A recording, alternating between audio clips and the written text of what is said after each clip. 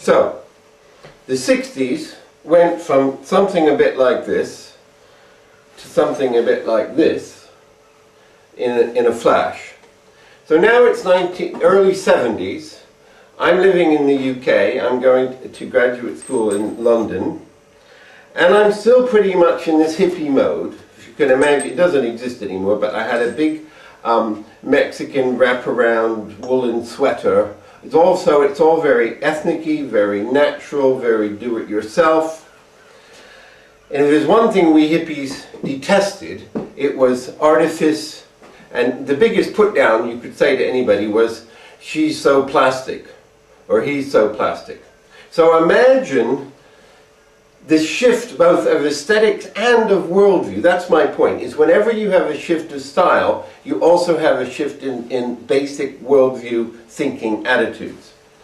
1972, I'm still running around like this. Luckily I meet a girl who's into glam. And she takes me to Kensington Market in Kensington. It's not there anymore. Lovely little decrepit place that had lots of little stalls, each selling different kind of things. Somebody would get, open a shop on 50 quid or something like that. It was a great hive of creativity. I think London, Britain, is always at its stylistic and its musical and even its culinary best when things start small and then are allowed to grow if they do. So that was the way that we had style happening in this sort of thing you would find out on the Portobello Road in those days. But I made this shift, partly influenced by a young lady, from this hippie thing to just in the nick of time, I discovered my glam rock soul. So you talk about plastic and artifice, and terribly uncomfortable, but I loved them. And then you put that with a pair of glam flares in some sort of Lurks or something like that, skin tight, show everything you've got. And here's my jacket from the top, which, as you can see, is about as anti-hippie as it's possible to get. So the world had gone from mod or modern to hippie and natural to the glam rock revolution of artifice. And I still had the long hair, but now it's sort of not contained by my handmade Native American Indian style headband, but allowed to flow free like I was some sort of pop star, which I wasn't, but I like to think not only keeping up with the times, but sort of part of that transition. Now we had this dramatic shift that happens in the 60s, and I think it's so important, from mod to hippie. In the 70s, again you got 2 decades for the price of one, because we start out like boring old fart leftover hippies, then we discover glam. And not just me, I mean everybody. That's the wonderful thing about Britain, is that it's not just the pop stars, that you have gutsy kids walking around in their favored thing, whether or not they get beat up on the bus or not. By 76, we were getting ready for another sea change. And that was when punk happened, and I was fortunate enough to be right square there in the middle of it. There was a club called Louise's on Poland Street, a lesbian club, but it also was a spawning ground for the early punks, who were not even called punks then. Punk is a word that came out of America.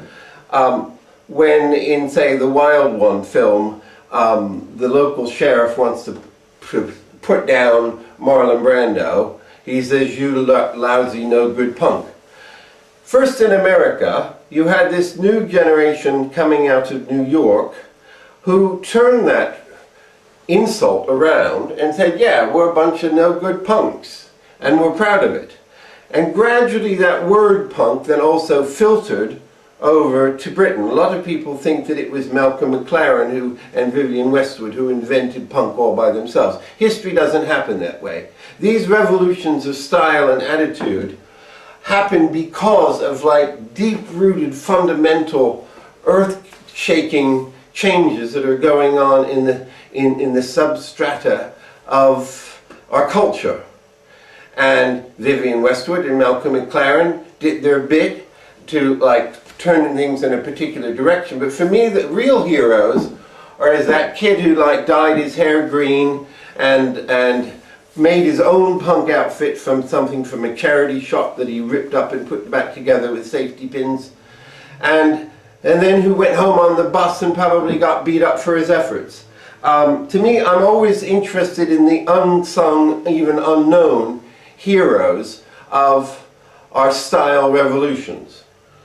For me, punk meant going back to kind of, this is a perfecto, a Shot Brothers perfecto jacket. The irony is that when I was a kid, when you went down Corley's Avenue in Neptune City, on the one side you had the town's pool hall. Yes, right there in Neptune City. And outside you had these no good punks sat around, few girls, mostly guys, on their motorcycles, cigarette dangling out of the mouth, and your father catching sight of them like says, "Oh no, turn your head away, no good punks. You don't want to be like that." Well, I wasn't like that in the 50s and the 60s. No, that would have been a step too far. But by 76, 77, as the punk thing descended upon us and the glam thing became a bit sort of worn out and had lost its moment, now it was a kind of tough rock and roll on the street, actually kind of armor plated in the sense of a... So I went back to my native New Jersey and bought this from a Shot Brothers shop, and I'm pleased to say it's still there, and they made them to last. It doesn't fit me anymore, sadly. I'm a bit too big for it, but I like to keep it on hand and I treasure it. And so here you have something that came out of the motorcycle days. This is exactly the same thing what you would have Marlon Brando wearing in The Wild One, early film about bikers. But now this is adapted by quite a lot of punks. Remember that punks didn't have one standard issue thing. For punks were the original postmodern sampling and mixing brigade that took a bit of this, a bit of this, a bit of this. Picture punk girl, she's got like extraterrestrial hair or extraterrestrial stroke primitive from the Amazon kind of hairstyle. She's got some tribal piercings perhaps. She's got like very funky sort of raccoon-eyed makeup or whatever.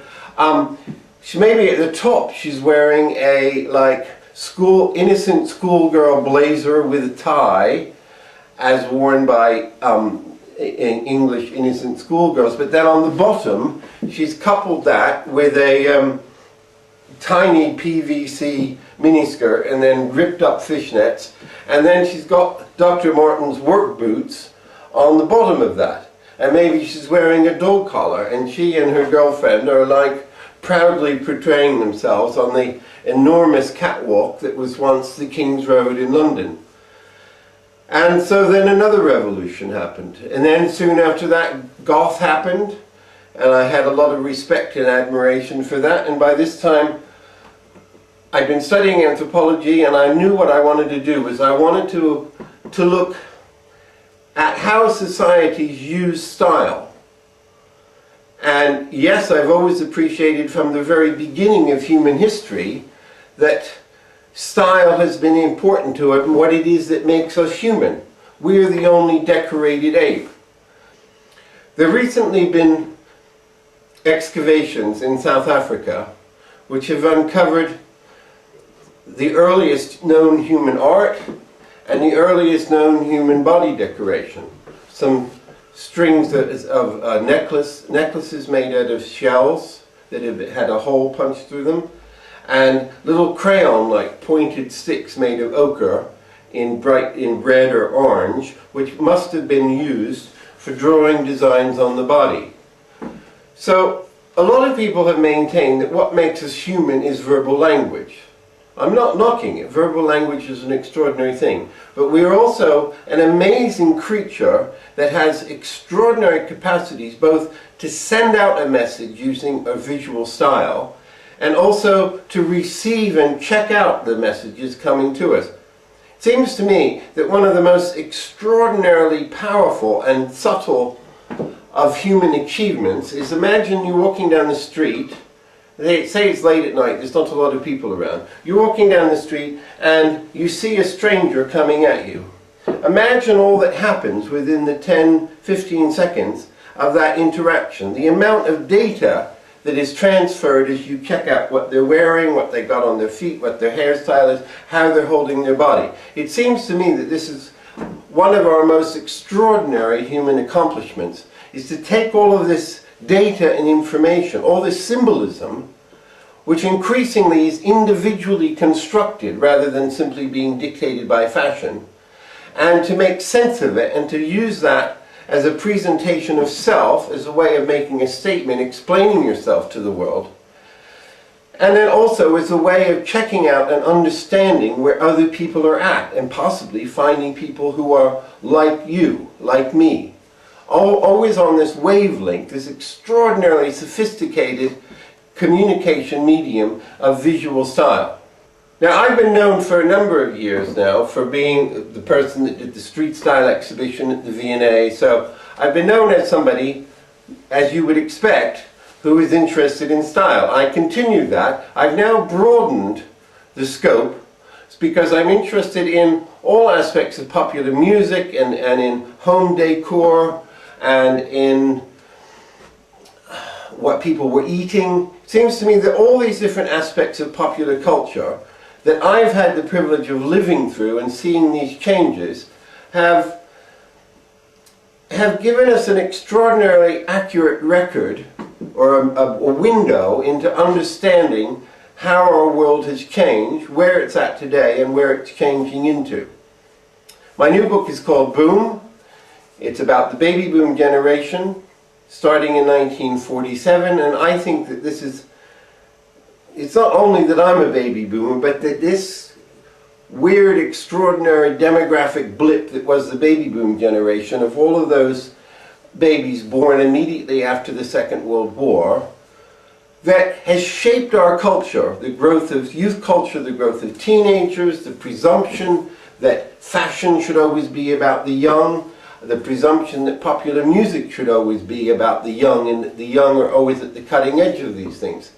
These presumptions descended upon us with the advent of the consumer power and the demographic power of my particular demographically distorted generation.